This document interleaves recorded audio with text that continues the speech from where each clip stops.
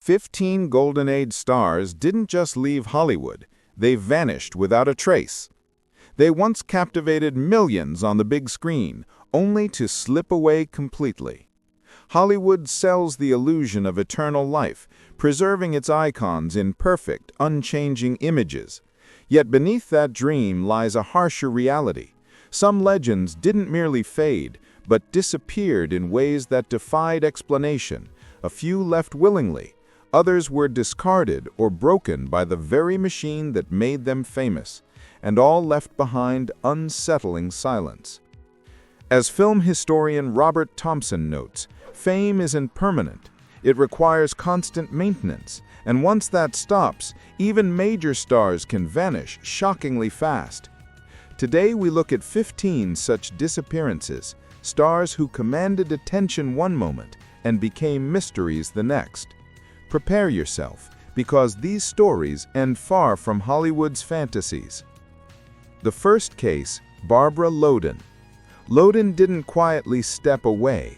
The industry pushed her out and never opened its doors again.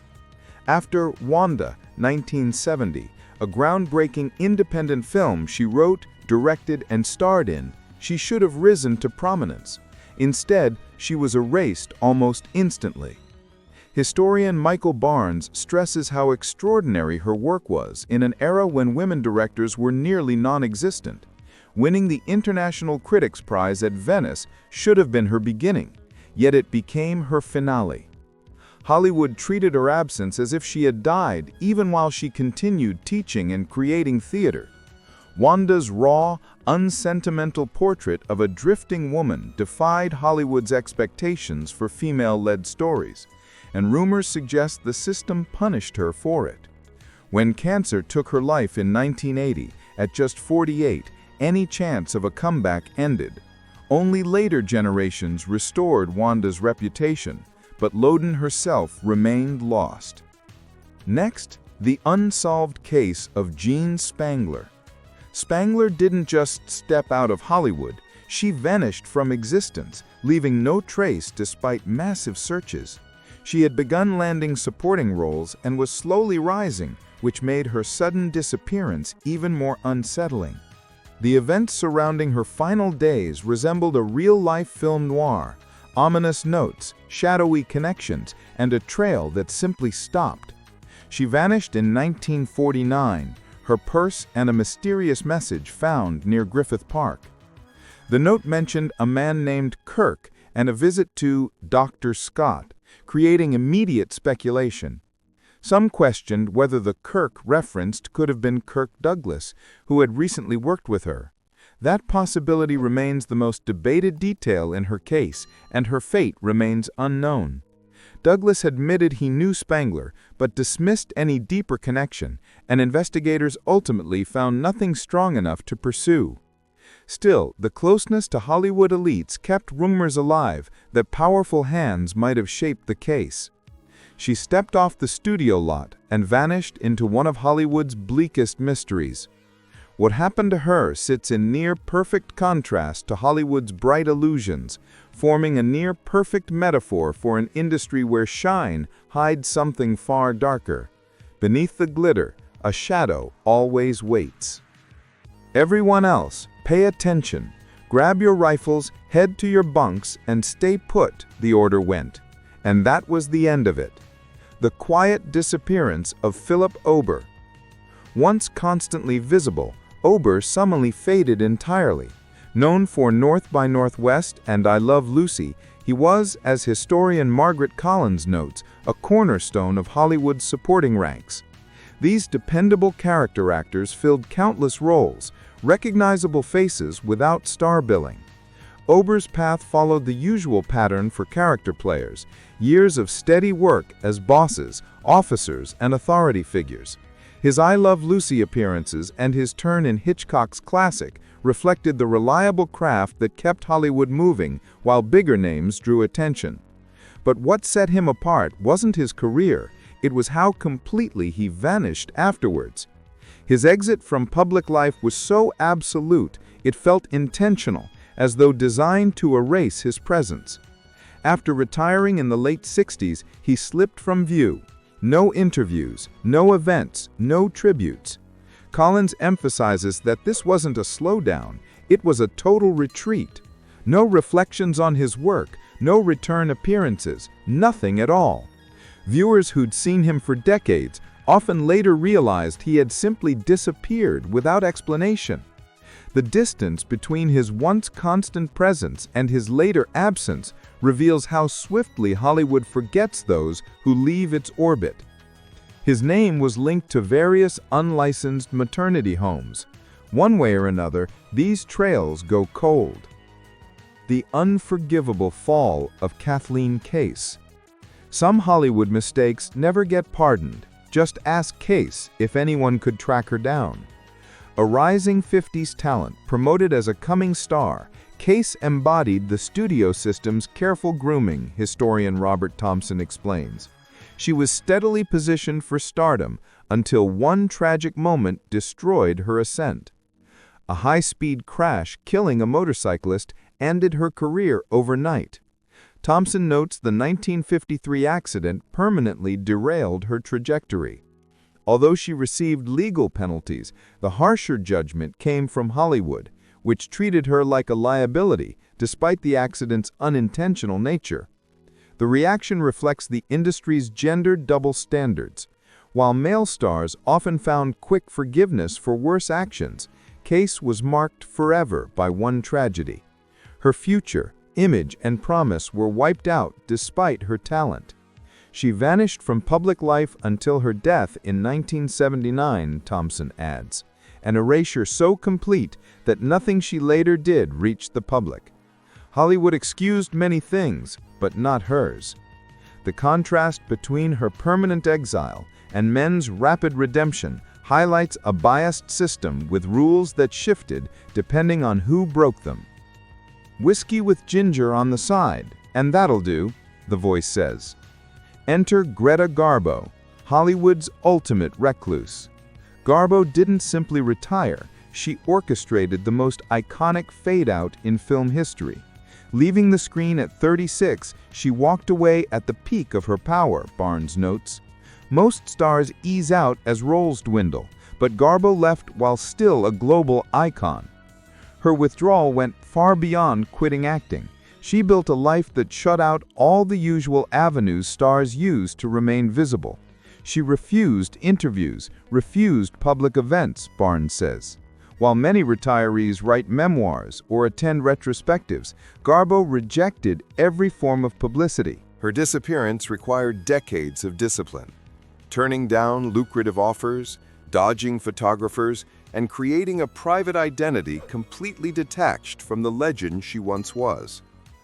Living out her remaining years almost entirely hidden in New York, Barnes explains, Garbo abandoned the expected glamorous retirement and built an intentionally invisible life in Manhattan, roaming the streets while ensuring she remained unnoticed and limiting her circle to a few trusted companions.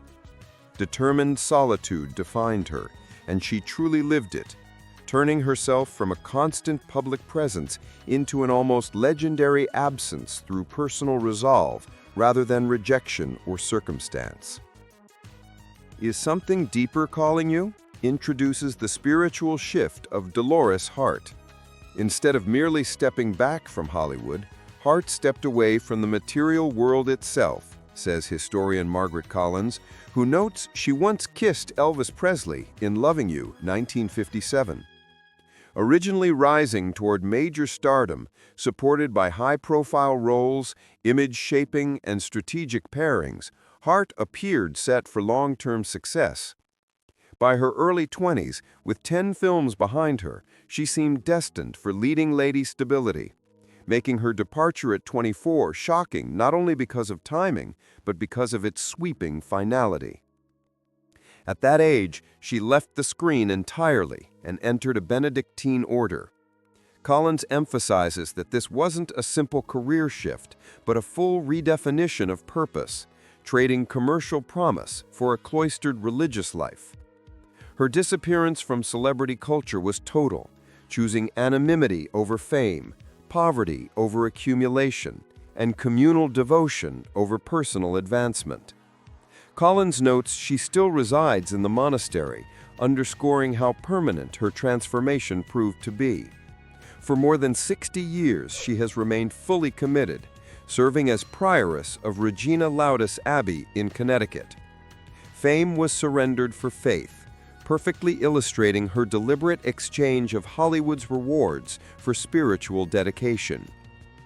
A passing comment, "We passed a brown coupe," opens the door to another form of vanishing, Peggy Cudnan's deliberate erasure. Cudnan didn't simply drift out of Hollywood. She removed herself with such precision that even film scholars lost track of her, says historian Robert Thompson. Firmly placed in Hollywood's dependable second tier, especially in noir films like The Big Sleep, she was recognizable but not prominent. Her disappearance stood out because it followed not failure, but an intentional severing of all public ties. She left the business in the early 1960s and retreated into absolute privacy for the rest of her life. Thompson explains that this wasn't mere career shift, but a complete redefinition of purpose. No interviews, no events, no attempts to revisit her past, nothing. Her vanishing coincided with a private battle with multiple sclerosis, a detail unknown to most and one that further obscured her from public memory. With no memoirs or returns to reintroduce her, her separation became absolute and she never reemerged. I Have a Telegram shifts the script to a darker ending, the violent death of Carl Alfalfa Switzer. Once adored as the cow-licked off-key star of our gang, Switzer ultimately died in a blood-stained tragedy few even noticed, says Collins. His childhood fame was huge, yet it brought little long-term stability, leaving him with recognition but not security. Despite appearing in over 100 profitable Our Gang shorts, he earned little and received no residuals from endless re-airings. In 1959, his life ended in a disputed shooting. Collins notes that years of money troubles and sporadic work left him vulnerable, and a confrontation over a business dispute turned deadly. Coverage of his death was sparse, a sharp contrast to the fanfare of his youth, exposing how Hollywood cherishes the marketable image but ignores the person behind it. Conflicting accounts surrounded the incident. Police labeled it self-defense after Moses Stilts claimed Switzer attacked him over money tied to a lost dog. Questions lingered as the case was swiftly closed. The beloved childhood face met an end marked by silence and controversy, capturing the heartbreak of his rise and fall. The contrast between his iconic childhood fame and the obscurity surrounding his violent death is stark. A child adored by millions vanished so thoroughly from public memory that almost no one questioned the circumstances of his murder. A muted tragedy. Gail Russell. Gail Russell didn't step away from Hollywood. Hollywood drifted away and left her behind. Known for The Uninvited and Angel and the Bad Man, says film historian Michael Barnes, she rose in the 1940s as Paramount's new delicate star, her striking looks and fragile presence forging an instant bond with audiences, even with almost no formal acting background. Her early rise exposed the contradiction at the heart of her career: extraordinary beauty paired with a temperament deeply unsuited to pressure, a mix that left her battling crippling stage fright and alcohol dependence. Barnes explains that Russell's anxiety wasn't mild, but a severe, paralyzing condition that made each workday feel intolerable. Drinking became her way to endure the strain, giving her temporary stability while steadily eroding her health and dependability.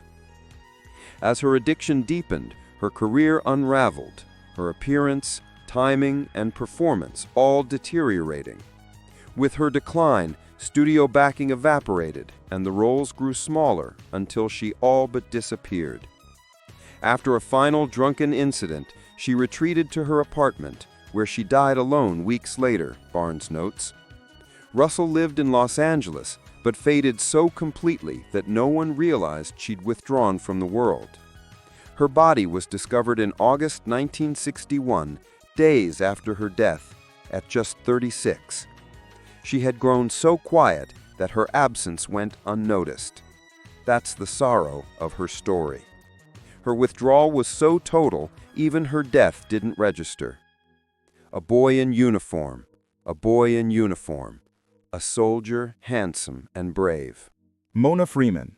Mona Freeman didn't merely stop acting, she rebuilt her life as if Hollywood had never been part of it.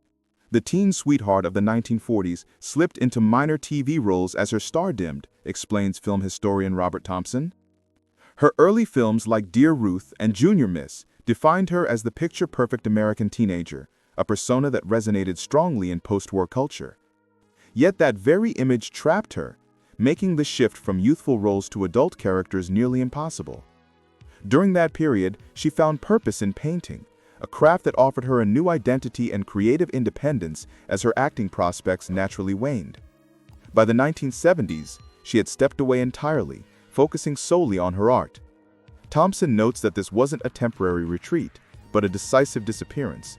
She declined even small roles that might have kept her visible, and avoided public discussions of her Hollywood years. Almost no photos exist of her later life, Thompson adds, illustrating how thoroughly she erased her public persona. Instead of maintaining ties like many former actors, Freeman cut herself off almost completely.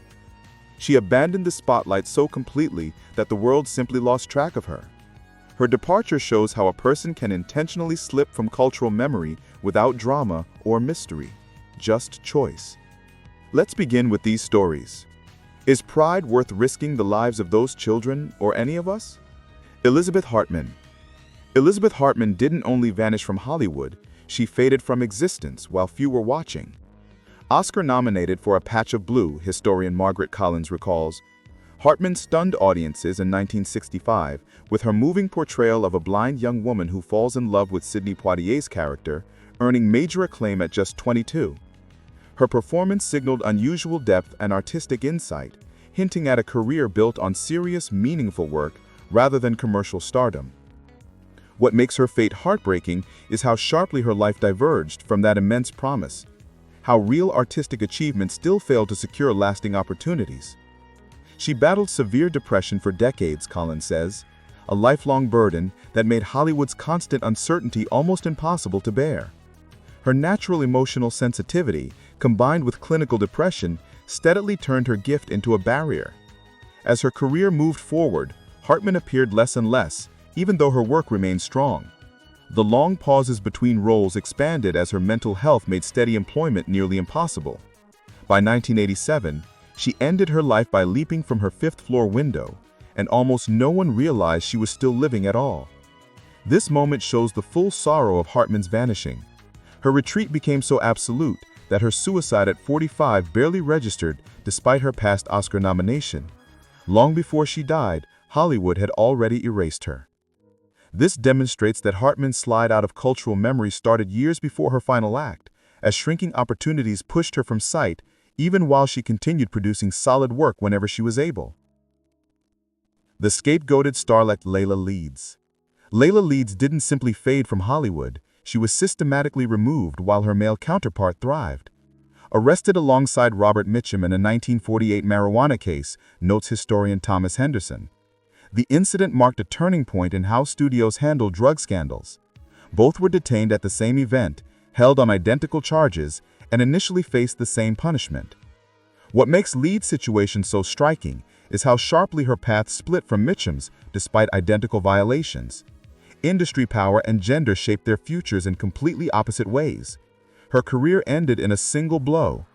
Henderson explains that Leeds' rising momentum vanished instantly. Her contract canceled, her roles reassigned, and studio backing withdrawn almost immediately after the news broke. While Mitchum soon resumed his career with minimal damage, she was left entirely on her own. After a short slide through low-budget films, she vanished from the business. Many assumed she had died, though she quietly lived until 1999, Henderson adds. This was not a slow decline, but a full erasure. Leeds essentially disappeared from the public imagination for the remaining 50 years of her life. She bore the blame that protected others and never recovered. This reflects her function in Hollywood's moral economy. the designated example whose downfall signaled standards, while more profitable men were shielded and forgiven for the same actions.